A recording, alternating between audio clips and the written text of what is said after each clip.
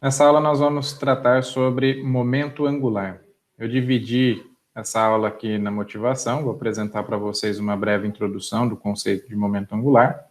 Depois nós vamos definir o que é o momento angular de forma matemática. E depois nós vamos entender como que é a sua taxa de variação. E depois nós vamos entrar aqui no conceito de momento angular de um sistema de partículas e, por fim, do momento angular de um corpo rígido. A definição de momento angular de um corpo é uma grandeza física associada à rotação desse corpo. Então, toda vez que eu tiver um sistema mecânico, um corpo, ou seja lá uma partícula, um corpo rígido que estiver em rotação, eu vou ter um momento angular associado a essa rotação. Ela é uma quantidade importante na física, porque é uma quantidade que se conserva, ou seja, tanto faz eu trabalhar numa base inercial ou numa base móvel, ela vai se conservar. Se eu trabalhar aí com um conceito aí do cálculo de simetrias desses sistemas, vocês vão obter uma simetria associada aí ao momento angular. E isso quer dizer que não importa a transformação que eu faça nessa grandeza física, ela vai se manter aí invariante. Então, eu vou definir aqui, só para a gente recapitular o que nós vimos na aula anterior de momento linear, eu vou falar aqui que um vetor posição R, que expressa a distância de um ponto O até um ponto A, e eu vou defini-lo como também a sua componente de velocidade.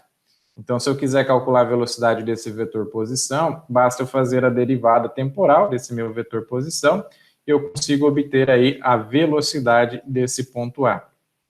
O momento linear de uma partícula, que eu chamei anteriormente aqui de P minúsculo, o vetor P minúsculo, ele é definido como o produto da massa da partícula com a sua velocidade. Então, o momento linear é massa vezes a velocidade. A partir disso, então, eu consigo aqui representar, tenho aqui um sistema dado aqui pelos meus eixos x, y e z, centrados aqui no ponto O, e eu tenho um ponto A que está rotacionando aqui no meu espaço tridimensional. A distância do meu ponto O até o meu ponto A é dada aqui por R, esse meu ponto A possui uma massa, que eu chamei aqui de M, por mais que eu vou desprezar a quantidade de massa aqui, mas ele ainda possui uma pequena massa, que eu chamo aqui de M, e associado a esse meu ponto A, eu tenho uma velocidade. Então, meu momento linear vai ser aqui a massa vezes a velocidade. É um vetor que tem a mesma direção aqui da minha velocidade, ou seja, eles estão aí paralelos. O meu momento angular, então, eu posso definir, para o caso aqui de uma partícula, como sendo o produto vetorial do vetor posição da minha partícula, em relação aí a um ponto de referência, pelo seu momento linear. Ou seja, eu tenho aqui, eu vou chamar aqui o meu momento angular de H minúsculo, quando eu estiver tratando aqui de uma partícula apenas, e vou falar, como eu disse anteriormente, que ele está relacionado aqui a um ponto de referência. Então, eu estou calculando para o caso aqui dessa partícula com relação ao meu sistema de referência inercial, centrado aqui no ponto O, por isso eu chamo aqui de H de O. Então, é o produto vetorial entre o meu vetor posição, R, dessa minha partícula, com o meu momento linear. Então, fazendo esse produto vetorial entre os dois, eu terei aqui componentes em x, em y e em z. Toda vez que nós formos trabalhar aí com momento angular, eu preciso definir um ponto de referência e, escolhido esse ponto de referência, eu devo trabalhar com ele aí até o final. Segunda questão, se a referência for o ponto ocupado pela partícula, ou seja, se ele está em cima da minha partícula, e essa função que define o momento for contínua, esse momento angular é nulo. Então, se eu não tenho distância, eu não tenho como ter momento angular. E outra questão também, existem algumas condições para que o momento angular se anule, que são elas. Primeira questão, a massa da partícula seja nula. Então, se eu não tiver massa, eu não terei momento angular.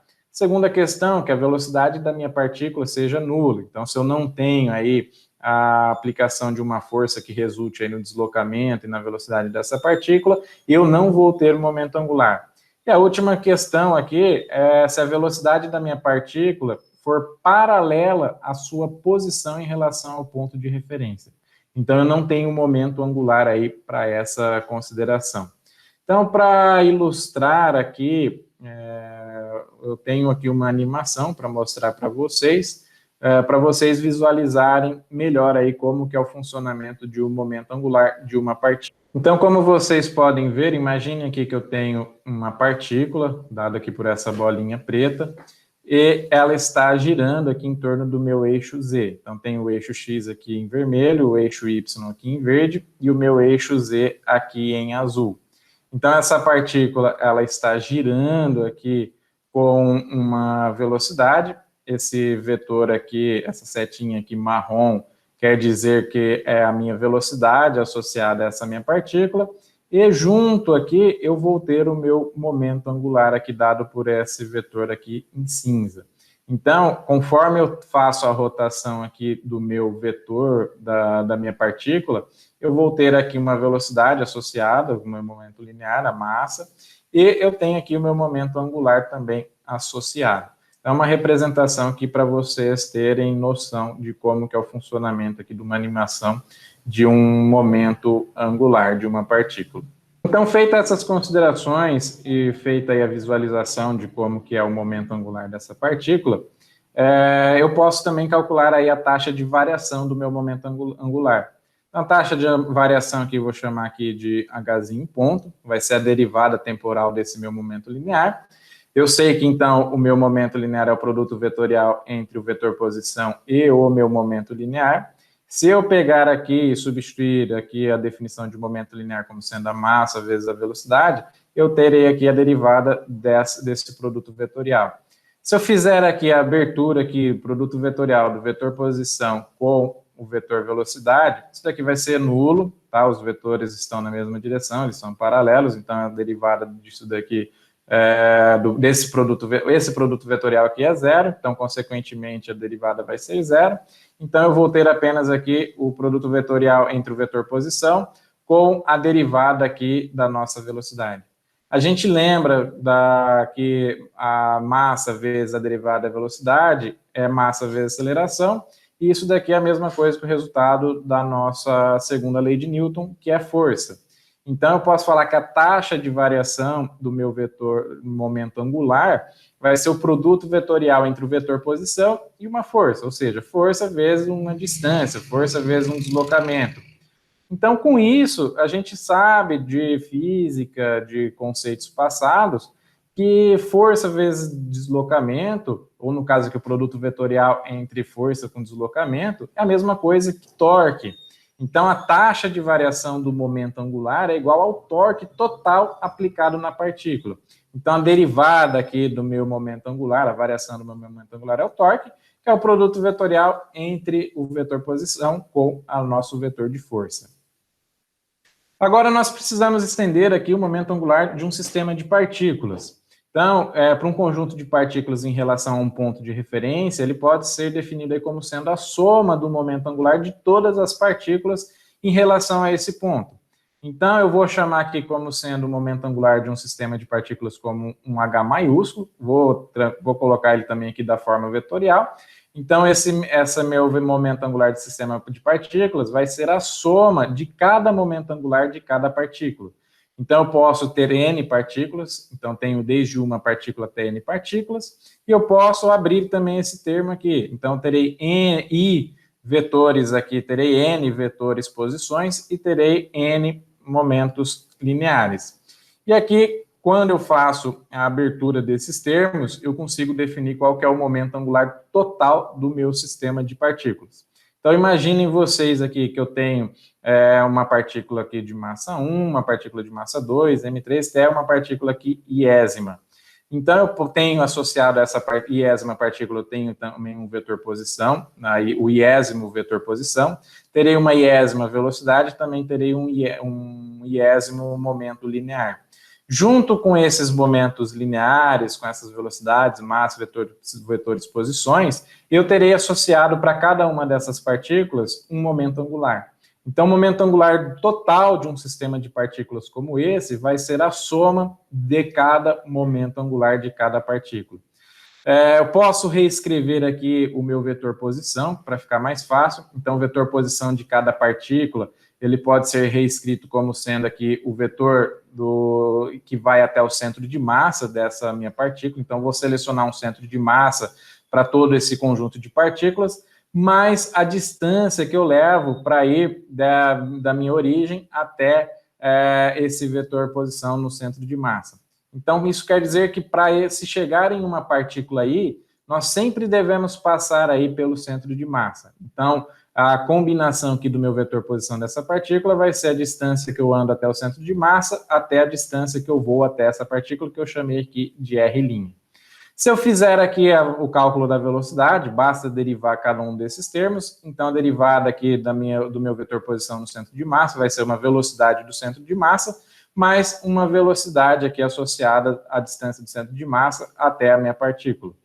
Com isso, o momento angular, então, ele pode ser escrito dessa maneira. Eu sei que o momento angular é o produto vetorial entre o vetor posição com o momento linear. Então, reescrevendo aqui, eu sei que vetor posição, através dessa definição que nós colocamos aqui, vetor posição vai ser o vetor posição do centro de massa mais o vetor posição linha, que é o vetor posição do centro de massa até a minha partícula.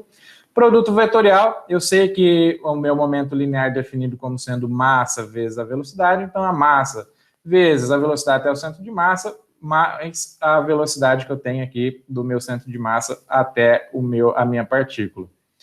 A partir disso, então, lembrando aqui que esse somatório aqui vai englobar todos esses termos, então tem aqui um somatório aqui para R', MI, R e ponto linha.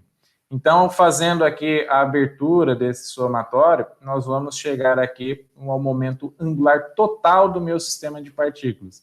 Então, o momento angular total do meu sistema de partículas vai ser uma massa m. Então, a somatória de todas as massas de cada partícula, eu tenho uma massa total desse meu sistema de partículas, vezes o vetor posição do meu centro de massa, produto vetorial com a velocidade do meu vetor posição do centro de massa. Mais aqui o somatório da massa de cada partícula, vezes o meu vetor posição R', produto vetorial com a velocidade I'. Basicamente, então, aqui eu tenho o termo do momento angular total desse meu sistema de partículas. Então, esse desenvolvimento ele pode ser feito aí tanto na base inercial, mas ele também tem a mesma validade se ele fosse desenvolvido aí numa base móvel, devido a ele ser invariante. Então, tanto faz eu trabalhar na base móvel quanto na base inercial. Para a gente encerrar aqui, eu apresento para vocês o momento angular de um corpo rígido. Então, vamos imaginar aqui que eu tenho um corpo rígido, que ele está rotacionando aqui no espaço. Eu coloquei aqui o sistema de referência x, y, z, só para a gente ter uma noção como que ele foi dimensionado. Mas esse corpo aqui está girando, fazendo um giro qualquer aqui no espaço. Podemos até parametrizar esse giro utilizando os ângulos de Euler. Eu tenho aqui uma velocidade angular ômega, com qual eu faço a rotação, esse giro aqui desse corpo rígido no espaço. Então, para o meu momento angular de um corpo rígido, eu vou partir do mesmo pressuposto aqui, como se um corpo rígido fosse formado aí por um número finito n de partículas.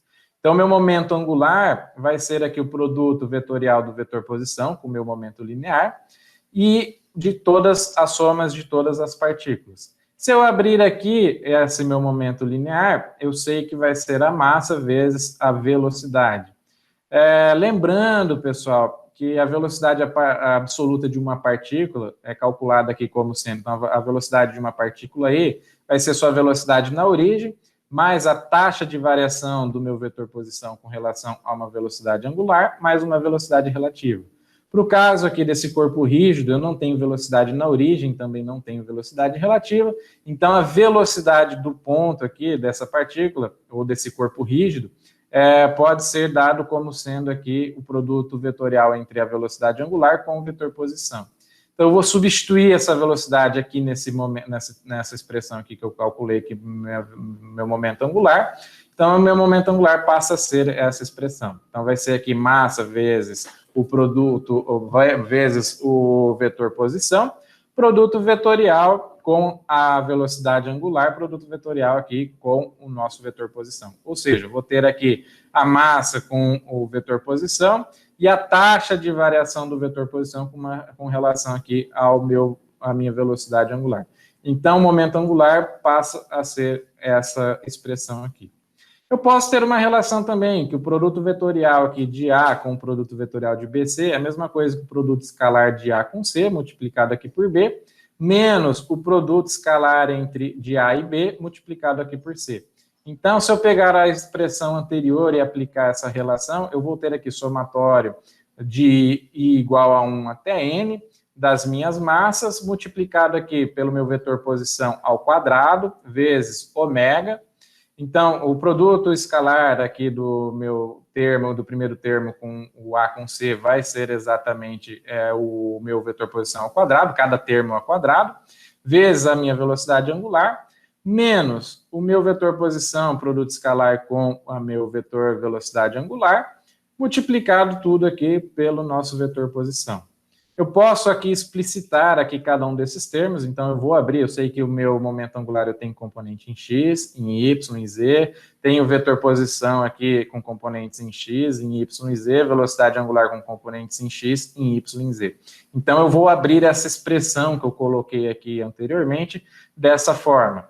Então, a partir disso daqui, eu chego aqui a 3 equações. Eu vou ter uma equação para o meu momento angular em x, para o meu momento angular em y e o meu momento angular em z. Basta eu sair aqui fazendo os cálculos. Faço aqui a multiplicação desses dois vetores, o produto escalar desses dois vetores, multiplicado aqui por esse vetor, faço aqui a subtração entre o resultado disso e multiplico aqui pela minha massa. E a partir disso eu chego em cada componente aqui dos meus momentos angulares, em cada componente aqui em x, em y e em z. Então, se eu abrir aqui os termos anteriores, eu vou chegar aqui nessas expressões. Então, meu momento angular em x é dado aqui por essa expressão, em y aqui por essa expressão, e em z por essa expressão. Então, notem aqui que eu tenho uma velocidade angular multiplicada aqui por um somatório de massas relacionados aqui com os vetores posição, mesma coisa aqui, e eu consigo chegar aqui nas expressões finais. Lembrando aqui que a minha unidade de medida de velocidade angular radianos por segundo, massa quilograma, e aqui eu vou ter uma relação aqui do meu vetor posição, como sendo aqui metro ao quadrado. Fazendo isso, eu chego aqui numa relação. Então, se eu tenho aqui metro ao quadrado vezes quilograma, então quilograma metro quadrado, dividido aqui por segundo. Então, vai ser essa aqui a unidade de medida do nosso momento angular. Posso escrever isso aqui de forma matricial também. Então, eu falo aqui que eu agrupo todos esses termos. Então, vai ser aqui componente do momento angular em x, componente do momento angular em y, componente do momento angular em z, é igual aqui a essa matriz x, que eu vou definir já posteriormente, vezes aqui nosso momento angular. Então, reescrevendo aqui de forma compacta, vai ser aqui o momento angular, vai ser o meu produto entre essa matriz de x, vezes o meu momento, a minha velocidade angular. Lembrando aqui que essa minha matriz de x foram calculadas com relação aqui ao meu ponto de origem O. Então, definindo essa matriz aqui, eu sei que ela é conhecida como tensor de inércia. Só para lembrar, os tensores são entidades geométricas que possuem uma forma de representação associada a um conjunto de operações, tais como a soma e o produto. Então, a gente sabe muito bem que cada um desses termos aqui tem produtos e tem soma e subtração, que são exatamente os termos aqui que nós temos aqui na diagonal principal e os termos fora da diagonal principal. Então, se eu reescrever utilizando aqui a notação anterior, os elementos aqui dessa matriz, da diagonal dessa matriz, são os momentos de inércia de massa, que são quantidades positivas em relação aos eixos x, y e z.